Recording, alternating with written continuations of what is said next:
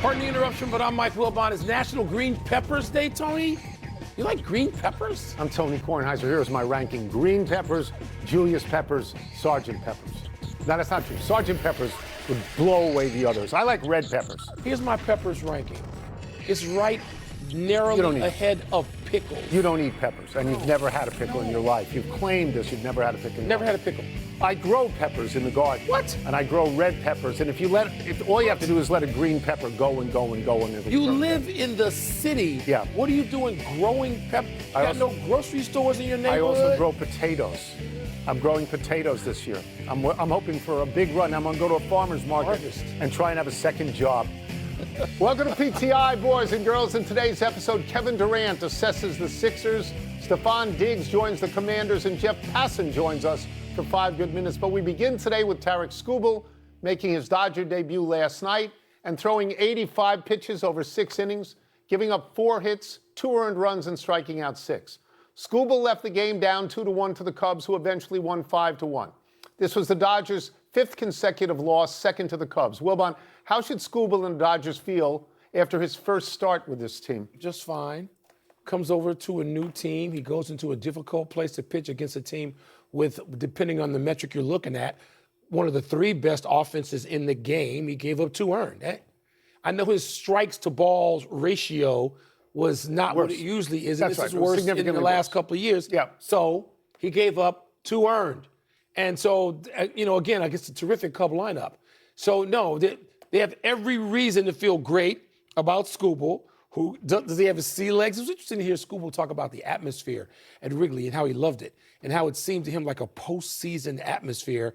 And by the way, those 2 teams could meet, whether it's in the divisional round or the NLCS, and it seems like now they're both armed for great series if they play each other with the 2 leading MVP candidates in the National League. But they should feel fine about it. Did you say the NLCS, so you got them going ahead of the Brewers? Yeah. Oh, yeah. I got them catching You are rooting, the Brewers. You're rooting for the Cubs. Catching Again, the most Chicago-centric show in the history of ESPN. Good.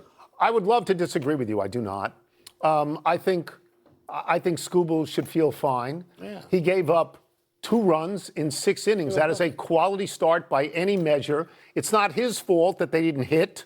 He gave them what he's supposed to give them. I mean, if you're a manager and you're told your starter is going to give up 2 runs in 6 innings, you're happy with that. And as you say, it is a hostile atmosphere. He was booed. It is a hostile atmosphere. My sense of this is that the Dodgers should feel worse than Skubal should feel.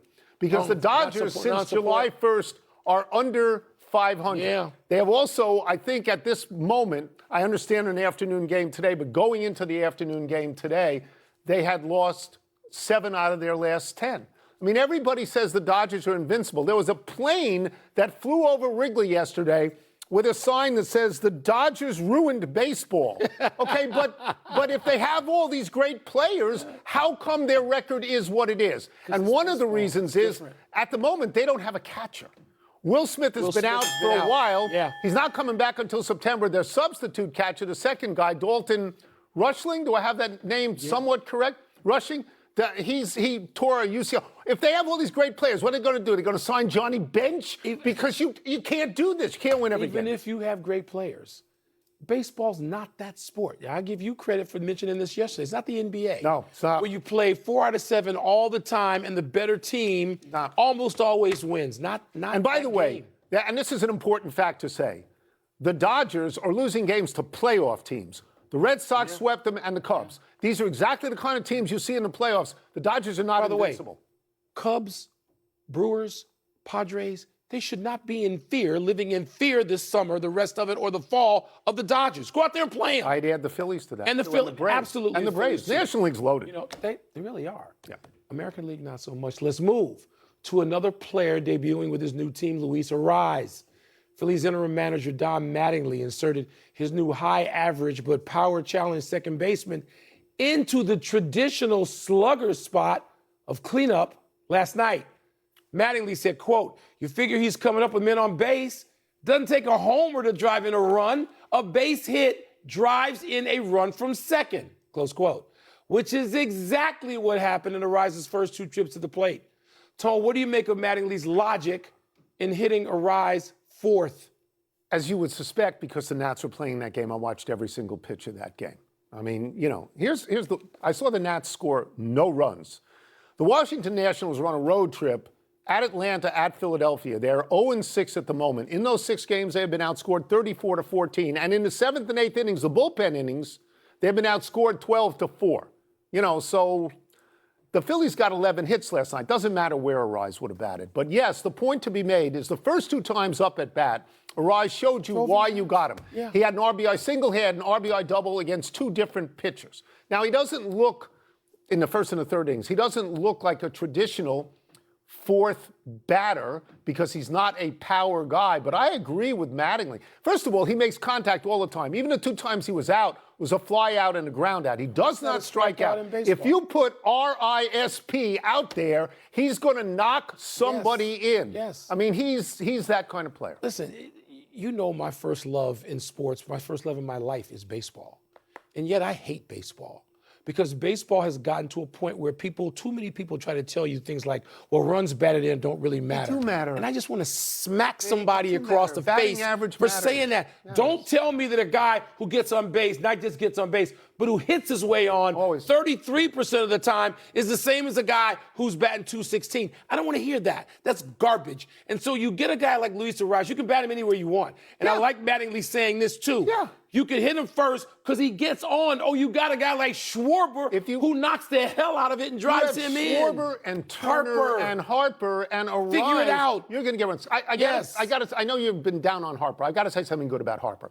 Harper volunteered to play right field last night. He had not played the outfield. Great play on the first ball hit. He had not played in the outfield since 2022. He had been at first base. He's an MVP player, and he said, if you need me, I'll go out there. Not what Rafael Devers did, okay?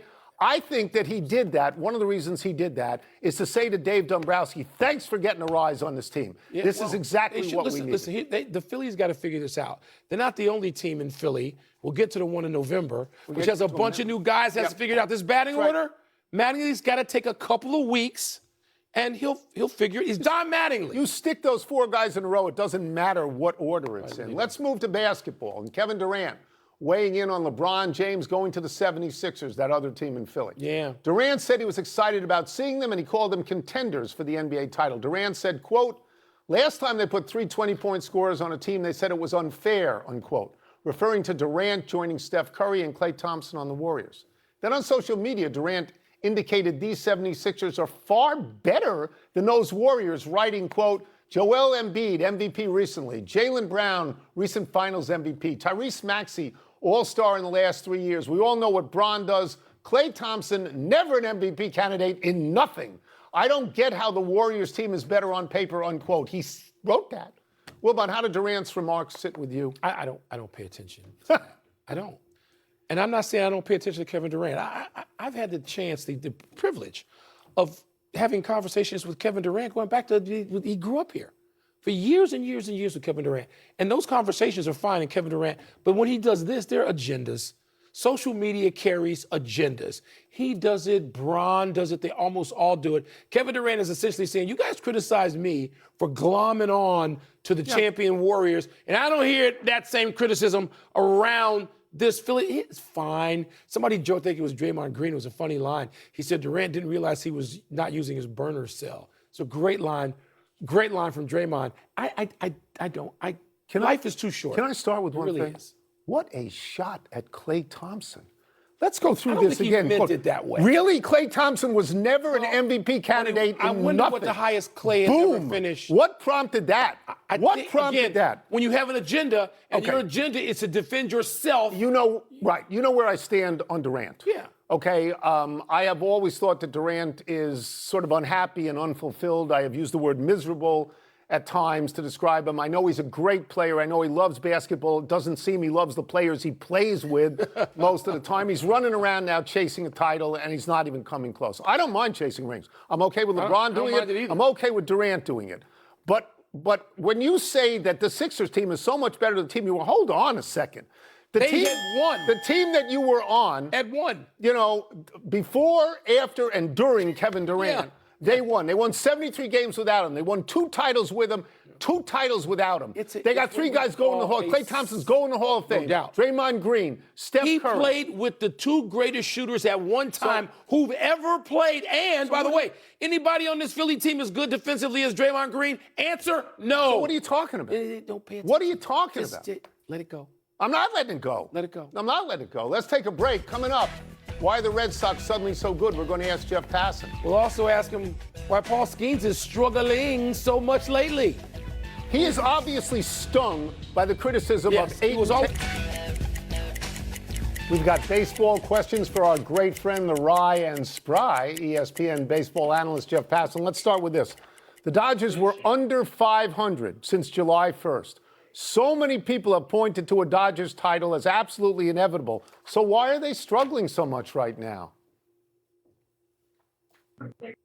The easy answer, Tony, is that it's baseball and that even really good teams go through bad stretches. There are, though, questions about the Dodgers offense. You know, they're missing Will Smith right now. Mookie Betts is not having the kind of season that we expect of Mookie Betts. Andy Pages has seen his OPS fall from over 1,000 early in the season to under 800 at this point. But the reality is the Dodgers aren't panicking because not only did they add Tarek Skubal, they're getting Blake Snell back as soon as next week, potentially. Tyler Glasnow is going to be rejoining the team at some point. They've got Edwin Diaz back already. The reality with the Dodgers is very simple. They really don't care about the regular season because they know that they are so talented, they're going to make the playoffs. What they want to do is get ready for October and have all of their guys rested, healthy, and ready to go to try to become the first team in National League history to win 3 consecutive championships. Well, the team with a better record in the National League than the Dodgers will be the Brewers, and their manager, Pat Murphy, said the notion that his team did not try to get Tarek Skubal is erroneous. But, Jeff, do you think the Brewers did enough given their position and what they've got at stake this regular season? Mike, Dustin May has had a very good season this year, and Jojo Romero is a solid left-handed reliever to add to that bullpen. And Antonio Senzatella has been one of the better right-handed relievers in baseball this year. That being said, it still feels like a hollow deadline for the Brewers because we've seen them go after the great rental player before, a left-hander, in fact, in 2008 with CC Sabathia, and he was absolutely brilliant for them down the stretch. And the notion of pairing Tarek Skubal and Jacob Mizorowski together was just so tantalizing. You know, everybody in baseball is looking for ways to beat the Dodgers. And you could argue that having the 2 best pitchers in baseball in your rotation is a pretty good way to do it. But the Brewers look at it like this. They've gotten to the point that they are right now because they have followed a process. And that process does not include overpaying significantly, especially for rental arms. And so it came down to this. The Tigers wanted a pitcher back, and the pitcher they wanted from the Brewers was Logan Henderson, who already is in their rotation, who's got 5+ years of club control, and who is precisely the kind of player that the Milwaukee Brewers believe is going to help them win in 2027 and 28 and 29 and beyond. The issue with baseball's economic system right now, guys, isn't necessarily that the Dodgers spend so much more than everyone else. It comes down to something at the deadline where teams like Milwaukee and like Tampa Bay aren't able or willing to go and push all their chips in because they believe it will be deleterious to their future. And it's a shame because if any team right now needed Tarek Skubal, it is the Milwaukee Brewers. All right, speaking of high-profile pitchers, let's go to Paul Skeens, who's had his struggles. He's back on the mound tonight against those Brewers. His ERA in July was over 6, and his velocity is down. Jeff, what does that suggest to you? Could be a couple of things, Mike.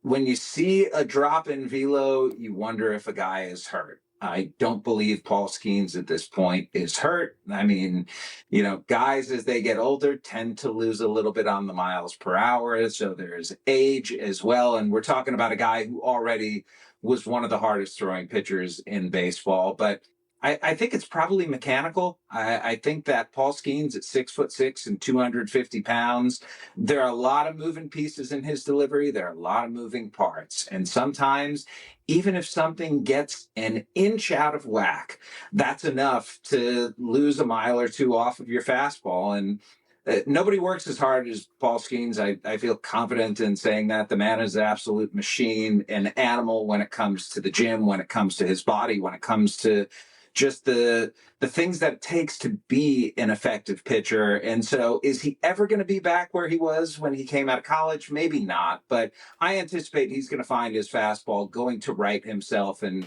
going to look like the guy who won the National League Cy Young Award last year. We will get you out of here on this. We will ask you to be quick as well. The Red Sox were so bad early in the season, they fired their manager. But after yesterday's win over the White Sox, Boston is 29-5 in their last 34 games. The greatest 34-game stretch in franchise history.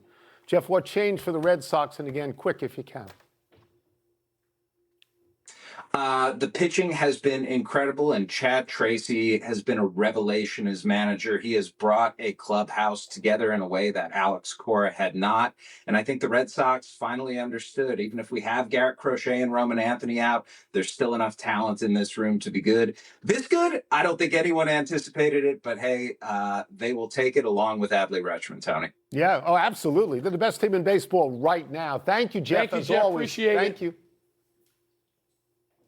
Thanks, fellas. You can catch more of Jeff on his baseball podcast, Sources Tell Jeff Passan. Let's take one last break, but still to come, Stefon Diggs joins the Commanders. And less than 2 months after the Spurs lost in the NBA Finals, Wemby and, his guys are back on the court. Guess where they are? Las Vegas? No. Where? France? Oh, okay. Why not in Vegas? I thought all basketball was played in Vegas in the summer. Would you rather be in France in the summer than Vegas? Nah. Happy time, people. Happy 36th birthday, Nick Martinez. The Tampa Bay Rays right-hander made the All-Star team for the first time this year in his 9th Major League season. Martinez was drafted out of Fordham in the 18th round in 2011 by the Texas Rangers. Came up with the Rangers in 2014. Since then, Martinez has pitched for the Padres and Reds and spent 4 years pitching in the Japan League. Working on a one-year deal in Tampa, he's having his best season. Martinez is 10-3 with a 2.65 ERA, leading the Rays in wins and ERA. Overall, Martinez has a 58-62 record, 3.99 ERA, 739 strikeouts in 1,063 innings. There's such obsession over the Yankees and the Sox. Anybody realize Tampa's leading the damn division? They're the best And Peralta, they got their augmented that pitching staff. Come on now. Just look at my shirt. Happy anniversary, Cleveland baseball. On this day 25 years ago, Cleveland tied the record for the greatest comeback in the history of Major League Baseball. Down 12 runs to the Mariners, the best regular season team in the league, Cleveland scored 3 runs in the 7th, 4 in the 8th, 5 more in the 9th to send the game into extras. I will ask parenthetically who was pitching for the Mariners, the Washington Nationals bullpen. In the 11th, Holbert Cabrera finished the job with a walk-off base hit to win 15-14. Much to the delight of the hardy souls who stayed around Jacobs Field. Previously, the 1911 Tigers, the 1925 Philadelphia A's came back from 12 down as well. I was at a more important game in Cleveland, a Game 7. If they'd won that game, you think that'd be a bigger comeback? Which they almost pulled off against the Cubs in 2016? It would have been. I am surprised it's only 12. I would have said 15 or 16. Yeah. I would have you guessed wear that. your PJs. No. This is the Hawaiian shirt from the Nats. Happy trails to the Preakness Stakes, being 2 weeks after the Derby. A new deal with NBC now places the second leg of the Triple Crown 3 weeks after the Derby instead of 2. The hope is that this will make owners and trainers less reluctant to skip a race that has had such a quick turnaround. But the Belmont Stakes are now stuck just 13 days after the Preakness' Sunday running, and there's no word as to whether the longer and more grueling Belmont will now switch dates.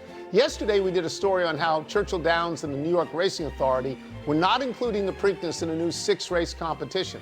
But this NBC deal appears to have saved the second jewel, and if you're confused, join the club.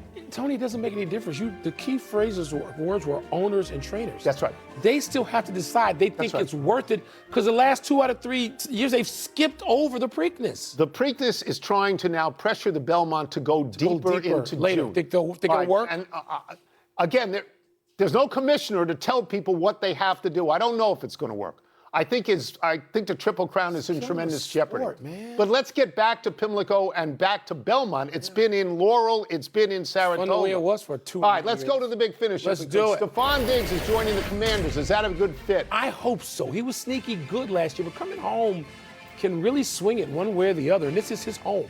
Falcons edge rusher Jalen Walker out for the season with a torn ACL. That's terrible. It is, and the Falcons are in recent years an underachieving team They need all this the kid. time. Second year all is the time. on the come. Victor Wembanyama is holding a mid-summer minicamp in France for 8 to 10 Spurs teammates. Your thoughts? I mean, I know that you think the Slovenian. Yeah, he invited everybody. He invited everybody. He makes a lot more money. I invited everybody. 4 Frenchmen. What What is he, 30 million? What about the 2 or 3 or 4 guys on that team that don't get invited? Maybe they're 10-day guys. Really? Two-way guys. I don't know. The Live Tour announced a term sheet with a new lead investor. Is that significant? My sense is that that's going away, that all we Live- ever hear Live is will be Live is over. going away, and Yeah. the PGA Tour is dominant again. John Last Rahm one, back. the Akron Zips will offer a season ticket holder the chance to help script the team's opening drive against Robert Morris. Okay by you? No. You bring these people, you let them be honorary captains, you give them a helmet and a coin. You bring them to the center of the field what and city- say good night now. You know what city Robert Morris is in? Do you know? Pittsburgh. Good job out of you. We're out of time. We'll try to do better the next time. Thanks for the shirt. I'm Tony Cornell. I'm Mike Wilbon. Same time tomorrow, Knucklehead. Stephen A., you and I, trust me, we're not anymore.